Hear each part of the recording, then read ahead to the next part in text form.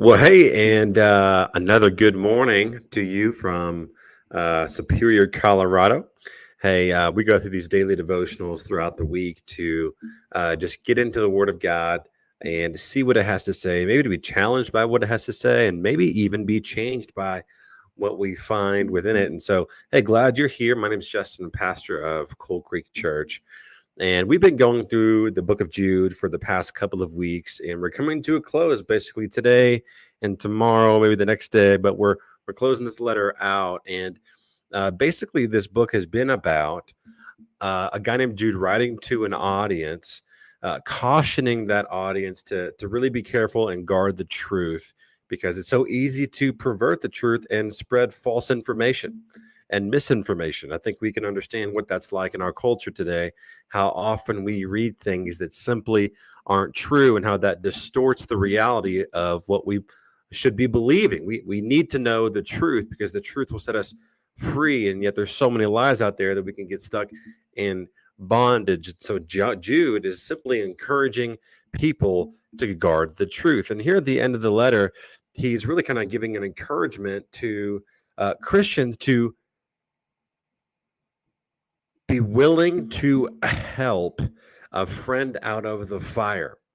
I think there's been moments in my life. Well, I don't think I know there have been moments in my life where my life has felt like it's been up in flames, like I've gone down paths that have led me to things being literally burned up in my life and figuratively uh, scorched to the point of me not having nothing left. And those moments still happen in my life. Like there are still times when it feels like I am up in flames, and it happens so quickly because a little spark can just cause a fire like that. I think those of you who are listening in Boulder County know have really unfortunately experienced the weight of a fire and how quickly a fire can spread. And so I think all of us can identify and relate with the fact that sometimes there are fires that happen in our lives and we need help. We need someone else to pull us out of them. And so we're going to look at Jude 23, verse 23 today, and we're going to see what that has to say about this. Again, this is Jude speaking to an audience, and at the end of his letter, he's encouraging them to save some people who are some people by pulling them out of the fire. Show loving kindness for others, but also fear them. What does that mean? Be afraid of being led into doing their sins. That's what that means. Hate even the clothes that have touched sinful bodies. Hate, powerful word. So let's look into some of this a little more closely. Save some by pulling them out of the fire.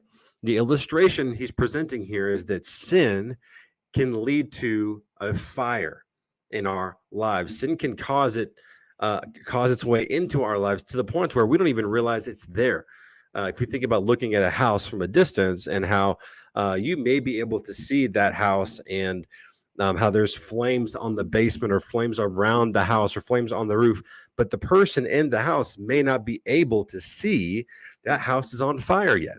That's how flames kind of come around. They come around slowly, then they creep up on you. You may think it feels good for a moment, that warm heat. You're like, wow, that kind of feels nice and cozy in here. But the next thing you know, your roof is falling down and there's a fire in your house. And so if that's happening, if someone's house is on fire and you can see that, then it's your obligation and responsibility then to show loving kindness for others, but also fear them. Now, what's he saying there? If someone's life is on fire, if there's sin that's causing some destruction, if they're going down a path that's hurting them, if they're making some choices that are clearly going in the wrong direction, maybe they're being used and abused, maybe they're in a relationship that's destructive, maybe their lifestyle is causing a lot of harm, maybe they're making some really reckless choices, maybe they're caught in an addiction, they're caught in adultery.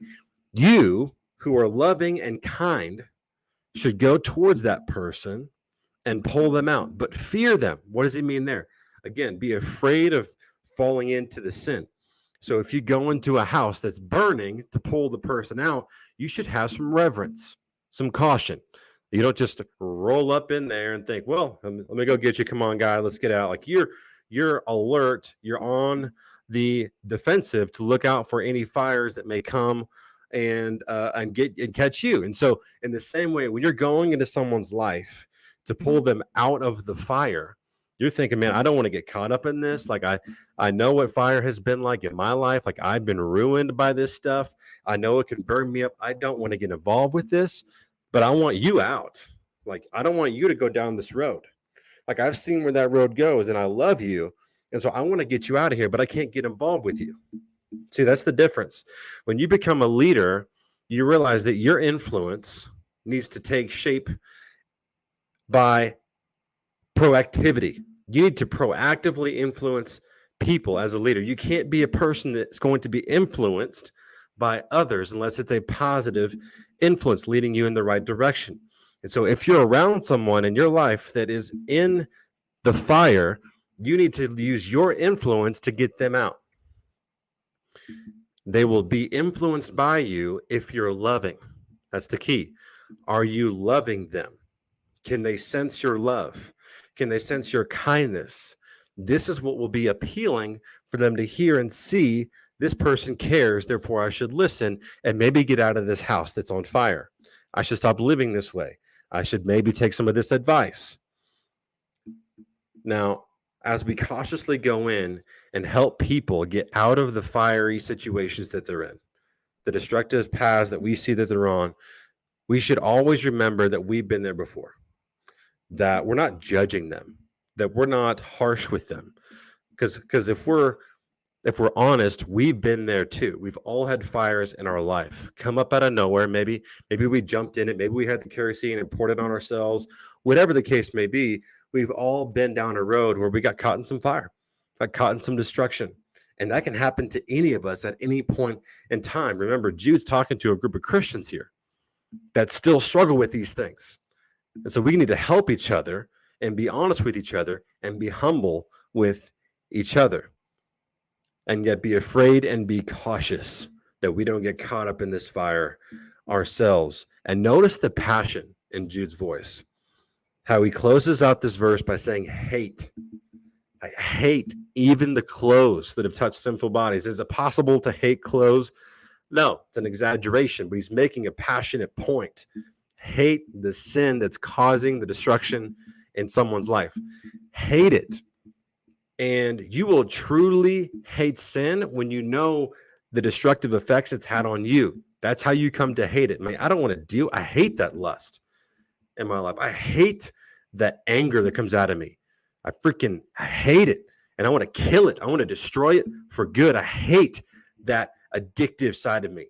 I hate that I need to defend myself. I hate that pride in my heart. I hate it. And I want to kill it. Like that passionate for hating sin is going to work in tandem with loving people. Because if we really love ourselves and love people, we will want the sin out of our lives because it's caused so much utter destruction. And we don't want anyone's house to burn that will hate it. We'll hate that nasty stuff. We'll hate getting entangled with it. We'll hate the fact that it feels good for a moment, kind of like a fire that comes up in a house and it's warming you. It may feel that sinfulness may feel good for a moment, but man, it leads to destruction. Man, it destroys marriages. Man, it destroys families. Man, it destroys your upbringing. Man, it marks you with memories and images you'll never be able to forget. Man, it really twists you and adds a lot of baggage to your life. I don't want that nasty junk in my life. I want to walk in the light and be free from the fire. And so one gospel point I want to share with you today we can take away is on this point right here.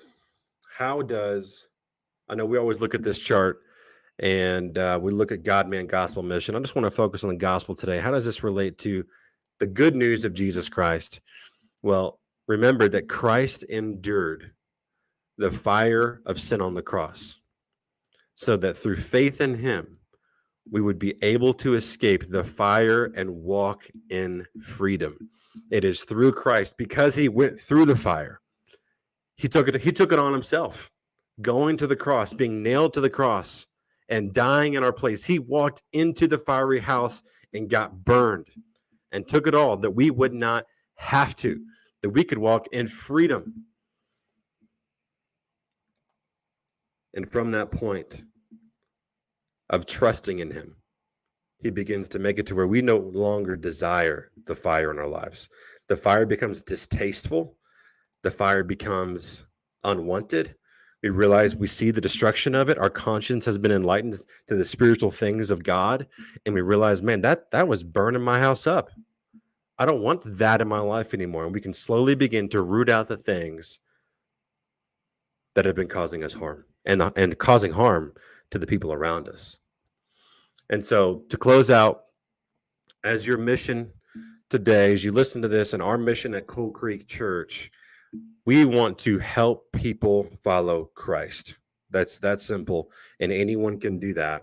And so if you see a friend's house in flames today, this week, go and pull your friends out of the fire. Why? Because we love people and we hate sin.